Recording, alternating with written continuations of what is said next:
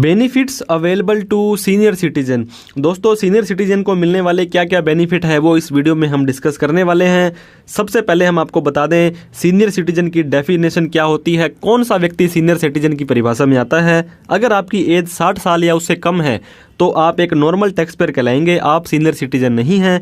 आपकी उम्र 60 साल से 80 साल के बीच है तो दोस्तों आप सीनियर सिटीजन कहलाएंगे। 80 साल से अगर आपकी ऊपर उम्र है तो आप सुपर सीनियर सिटीजन कहलाएंगे।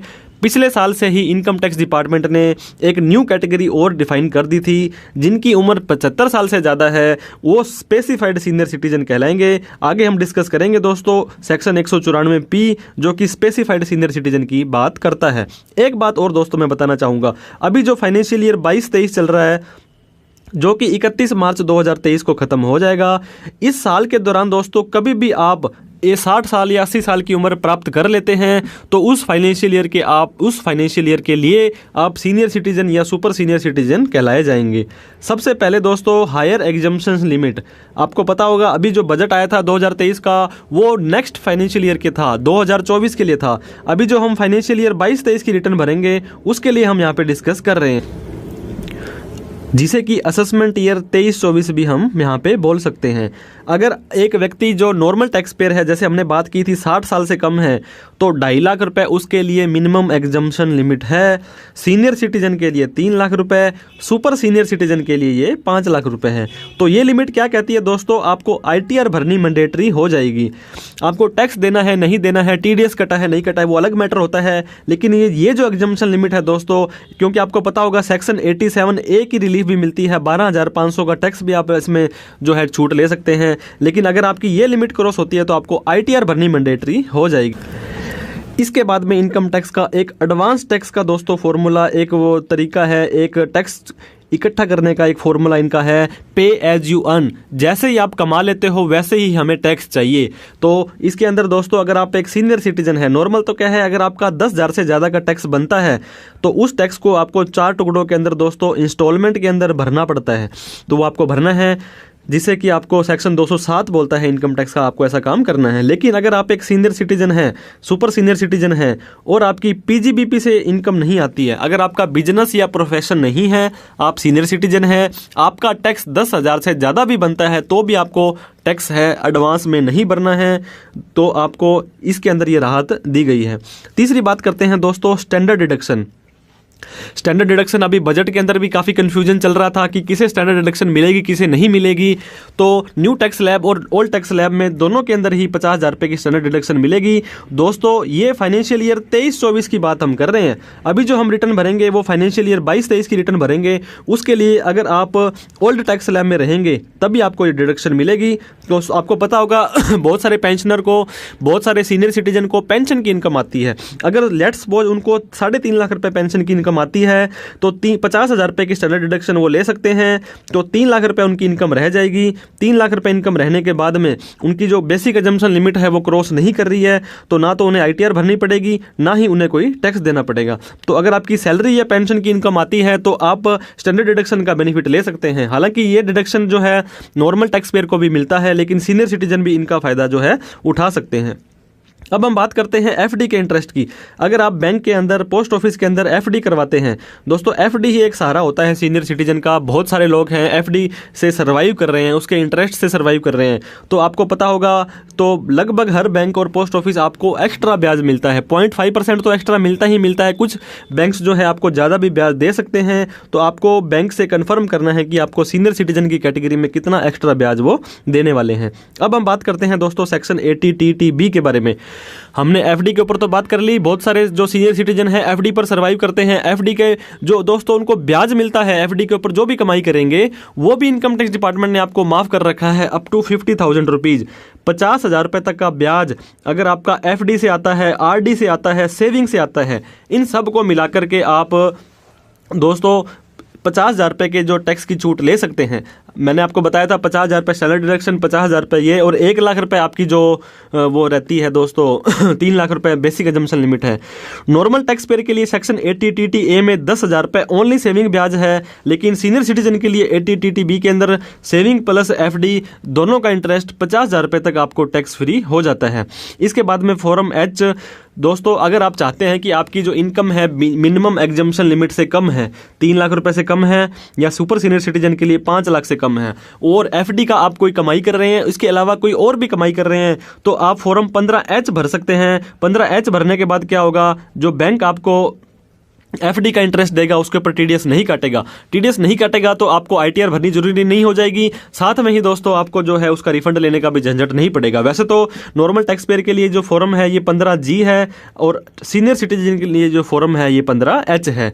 अब हम बात करते हैं दोस्तों 194A के अंदर जो TDS कटता है। आपको जिक्र किया था अभी हमने, बैंक में FD करवा रखी है तो वो आपका TDS काटेंगे। एक तो आपको इंटरेस्ट एक्स्ट्रा देंगे, एक आपको 15H देते हो तो TDS नहीं काटेंगे। लेकिन अगर वो 15H आपके ऊपर एप्लीकेबल नहीं होता है तो नॉर्मल टैक्स पेयर को 40,000 से ज़्यादा का अगर वो 1 साल का एक बैंक एक पैन कार्ड में ब्याज देता है तो TDS काटता है। लेकिन सीनियर सिटीजन को 10,000 रुपये एक्स्ट्रा लिमिट दी है, मतलब 50,000 रुपये तक का कोई ब्याज होगा FD का एक बैंक से, तो आपका TDS नहीं काटा जाएगा।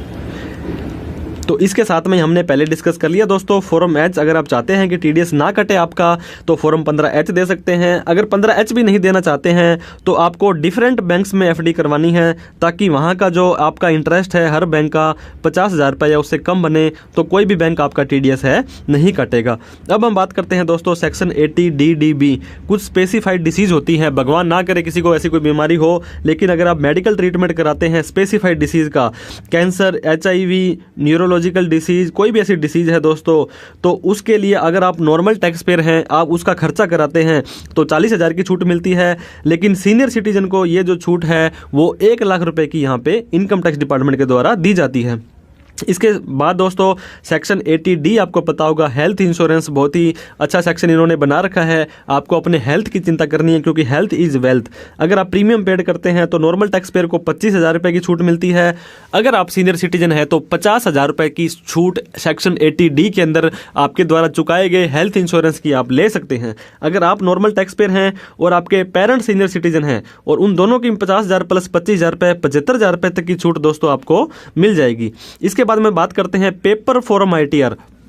आपको पता होगा पिछले कई सालों से इनकम टैक्स डिपार्टमेंट ने सब कुछ ऑनलाइन कर रखा है, ITR भी ऑनलाइन जाएगी। और पिछले 2-3 सालों से तो फेसलेस असेसमेंट में क्या हुआ दोस्तों, आपको पता ही नहीं लगेगा कहाँ से नोटिस आ रहा है, बिल्कुल सब कुछ ऑनलाइन हो गया है। लेकिन फिर भी इनकम टैक्स डिपार्टमेंट ने एक जो सुपर सीनियर सिटीजन है, ऐसे व्यक्ति जिनकी एज 80 साल से ज़्यादा है, उनकी बिजनेस की इनकम नहीं हो रही है दोस्तों, बिजनेस या प्रोफेशन की PGBP की इनकम नहीं हो रही है, तो उनको ये ऑप्शन है कि वो ऑनलाइन रिटर्न भी भर सकते हैं, साथ के साथ में ही ऑफलाइन रिटर्न भी भर सकते हैं। एक ITR का फॉर्म आगा, उसको आप भर करके पेंसिल से जमा करवा सकते हैं लोकल आपके इनकम टैक्स डिपार्टमेंट में। तो ये फैसिलिटी भी सीनियर सिटीजन की जगह सुपर सीनियर सिटीजन को ये दी गई है।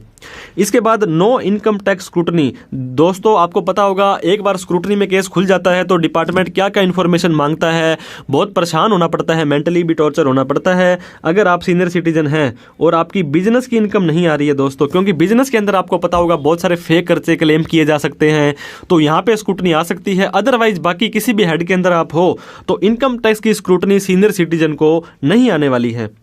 मैंडेटरी ITR फाइलिंग में भी रिलैक्सेशन दी गई है। नॉर्मली दोस्तों पिछले साल एक रूल आया था, अगर आपका TDS या TCS कलेक्ट हो जाता है 25,000 से ज़्यादा तो आपको ITR भरनी पड़ेगी, चाहे आपकी इनकम कितनी भी हो। वैसे तो आपकी इनकम कम है तो ये ITR भर के आप रिफंड ले सकते हैं, लेकिन फिर भी 50,000 रुपये ये सीनियर सिटीजन की लिमिट रख दी है। नॉर्मल टैक्स पेयर 25,000 रुपये, अगर सीनियर सिटीजन का 50,000 रुपये तक TDS या TCS कलेक्ट होता है तब ही उनको ITR भरनी है, अदरवाइज ITR भरनी उनको इस स्पेशल केस में मैंडेटरी नहीं है। इसके बाद में relief from ITR।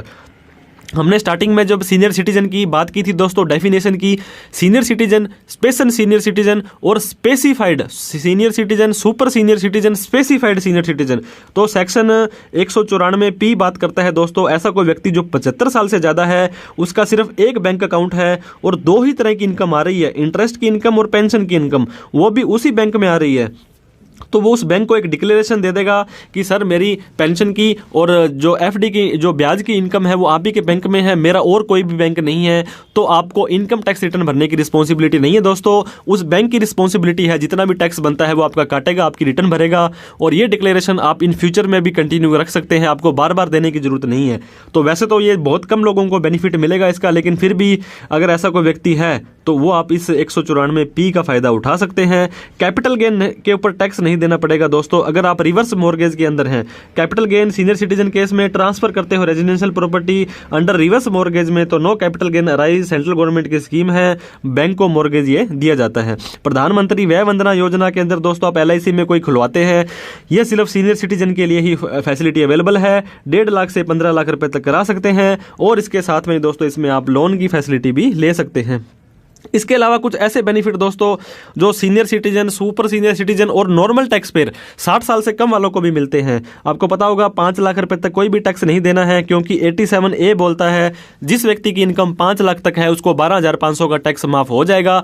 Senior citizen और नॉर्मल के लिए तो ठीक है, सुपर सीनियर के लिए तो वैसे ही 5 लाख की लिमिट है, तो उसको 87A का रिबेट नहीं मिलेगी। लॉन्ग टर्म कैपिटल गेन, अगर आप शेयरों में कमाई करते हो, 12 महीने से ज्यादा कोई शेयर आपने रखे और उसको बेचे, उसके ऊपर कोई कमाई करेंगे तो 1 लाख की छूट मिल जाएगी। सेक्शन 80C के अंदर NPS senior citizen saving scheme, Pradhan Mantri Vaya Vandana, इसके अलावा दोस्तों आपको NPS, tax saver FD, ELSS, mutual fund, कहीं पर भी आप ऐसी कमाई इन्वेस्टमेंट करते हैं तो 80C में 1.5 लाख की छूट मिल जाएगी।